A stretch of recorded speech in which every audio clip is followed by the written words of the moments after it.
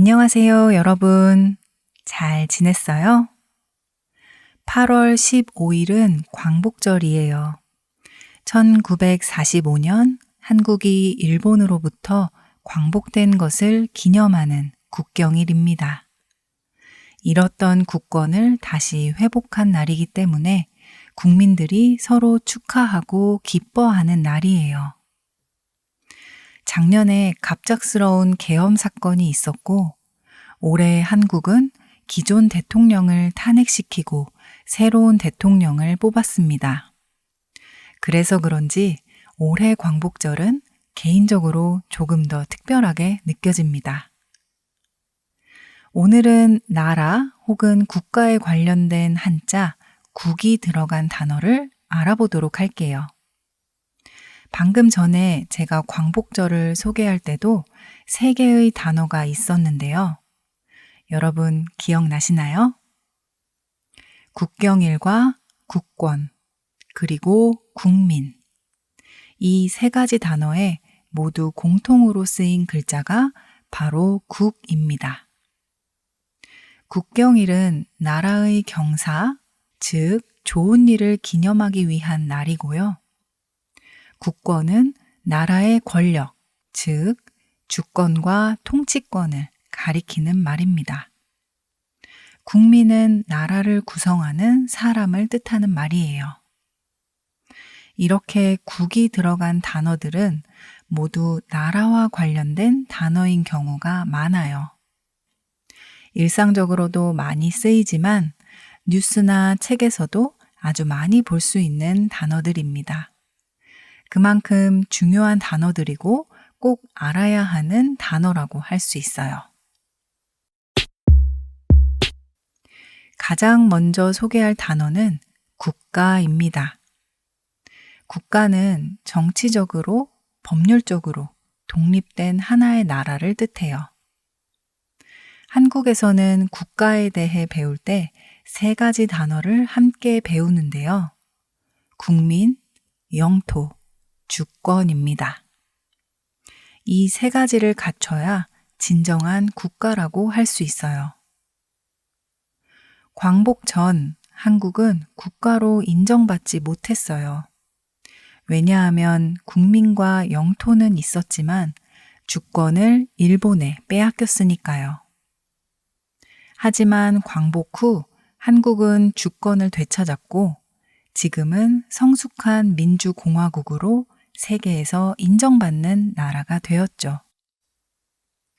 한국의 공식 국호는 대한민국입니다. 줄여서 한국 혹은 대한이라고 불러요. 5,000년의 역사를 갖고 있는 동아시아의 한반도에 위치한 국가입니다. 2번째 단어는 국민이에요. 국민은 한 국가에 속한 사람들을 말합니다. 즉, 한 나라의 구성원이라고 할 수 있어요. 한국 사람들을 다른 말로 하면 한국 국민이라고 할 수 있습니다. 일상적으로 말할 때는 한국 사람이란 단어를 많이 쓰고요. 교과서, 뉴스, 사회적인 주제로 이야기할 때는 국민이란 단어를 많이 씁니다. 제 생각에는 정치인들이 국민이란 단어를 가장 많이 쓰는 것 같아요. 선거 때가 되면 정치인들은 항상 이렇게 말하거든요. 국민 여러분, 우리 국민을 위해서 우리 국민이 잘 살 수 있도록 우리 국민과 언제나 함께 하겠습니다. 한국 정치인들이 가장 많이 하는 말입니다. 여러분 나라는 어떤가요? 3번째 단어는 국기입니다. 국기는 한 나라를 상징하는 깃발이에요. 디자인과 색깔, 문양에는 국가의 역사와 정신이 담겨 있습니다. 한국의 태극기 모양이 생각나시나요? 이 태극기의 모양과 색깔에도 의미가 담겨 있는데요.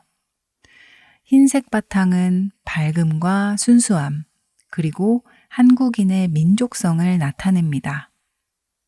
가운데 태극 문양은 음과 양의 조화를 상징하고요. 내 모서리에 검은색 선으로 표현된 부분을 사괴라고 하는데요. 각각 하늘, 땅, 물, 불을 상징합니다. 세상의 모든 변화와 조화, 그리고 한민족의 정신을 담은 것이 바로 태극기라고 할 수 있어요. 한국 초등학교에서는 태극기를 그려보는 시간이 꼭 있는데요. 저도 어렸을 때 태극기를 직접 그려봤습니다. 태극기가 너무 복잡해서 그리기 힘들다고 투덜거렸던 기억이 나요. 그리고 사괴의 의미가 무엇인지 시험도 보고 그랬습니다. 하지만 솔직히 말하면 한국인들도 사괴가 각각 어떤 의미인지 대부분 많이 헷갈려 합니다. 저도 여전히 헷갈리는 부분이에요. 국경일이나 기념일이 되면 많은 가정에서 태극기를 개양하는데요. 축하하고 기뻐하는 국경일이나 평일에는 높이 올려서 달고요. 슬픔을 표현하는 기념일에는 낮게 내려서 답니다. 그 밖에도 스포츠 경기를 응원하거나 시위를 할 때에도 태극기를 많이 활용하는 편이에요. 태극기는 1883년에 당시 왕이었던 고종이 국기로 정하고 발표했지만 국기 만드는 방법을 구체적으로 정하지 않았어요. 그래서 독립운동을 하는 동안 다양한 형태의 국기가 사용되었었는데요. 한국에서 박물관에 가시면 다양한 모양의 태극기를 보실 수 있습니다. 그러다 1949년에 국기 제작 방법이 확정되면서 현재 태극기 모양으로 정해지게 됐어요. 네 번째 단어는 국경입니다. 국경은 나라와 나라 사이의 경계선을 말해요. 육지나 바다, 강, 산맥 등 자연지형이 국경으로 나뉘어서 서로 다른 국가의 영토가 되기도 하죠. 다른 나라와는 달리 한국의 경우에는 북쪽으로는 북한이 위치하고 있고 나머지 3면은 바다로 둘러싸여 있어요. 북한과는 서로 왕래가 불가능하기 때문에 사실상 다른 어떤 나라와도 국경이 직접적으로 닿아 있지 않습니다. 그래서 다른 대륙의 나라들처럼 버스를 타고 서로의 국경을 넘는 경험을 한국에서는 할 수가 없어요. 제가 유럽 여행을 갔을 때 독일에서 체코로 또 영국에서 프랑스로 기차를 타고 국경을 넘은 적이 있었어요. 생각해보면 평범한 기차 여행이었지만 저에게는 굉장히 설레고 재미있는 경험이었습니다. 기차로, 버스로 다른 나라를 갈 수 있다는 것 자체가 한국인들에게는 매우 특별한 경험이거든요.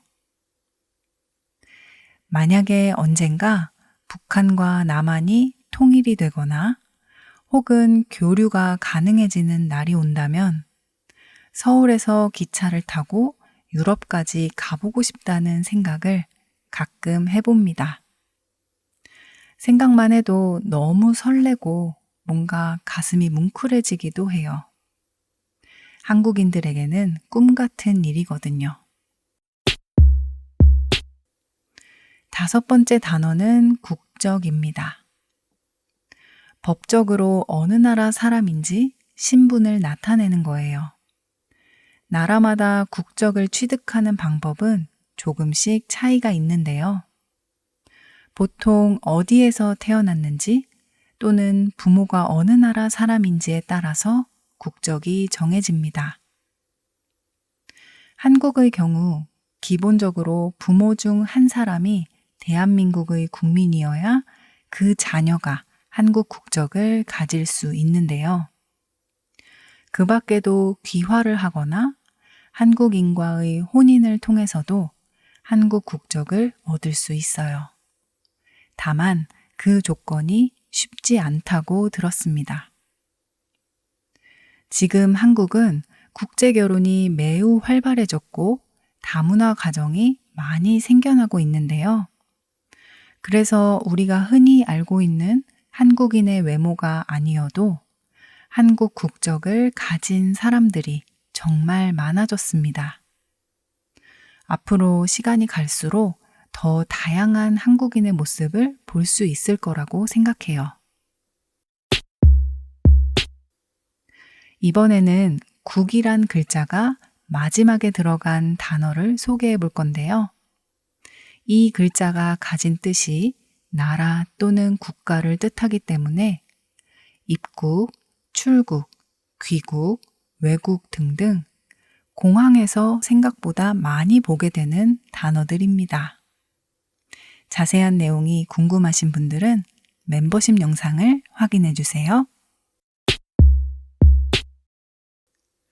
오늘은 국이 들어간 다양한 단어를 알아봤습니다. 나라와 관련된 단어가 많기 때문에 역사 혹은 한국 정치에 관한 이야기에서 자주 등장하는 단어들이에요. 모든 단어를 한 번에 외우려고 애쓰기보다는 국이란 글자의 뜻과 각 단어의 의미를 충분히 이해하는 게 중요합니다. 그리고 나에게 인상 깊은 단어 혹은 꼭 기억하고 싶은 단어를 선택해서 예문을 직접 만들어 본다면 오랫동안 기억하실 수 있을 거예요. 혹시 궁금한 점이 있으시면 편하게 댓글로 남겨주세요. 지금 K진의 한국어 팟캐스트 멤버십에 가입하시면 멤버십 전용 영상을 보실 수 있고 이 영상의 한국어 스크립트 PDF 파일을 무료로 다운받으실 수 있습니다. 아래 링크를 통해 가입하실 수 있어요. 여러분의 적극적인 참여와 관심, 응원에 항상 감사드립니다. 오늘의 단어는 여기까지. 다음에 또 만나요. 안녕.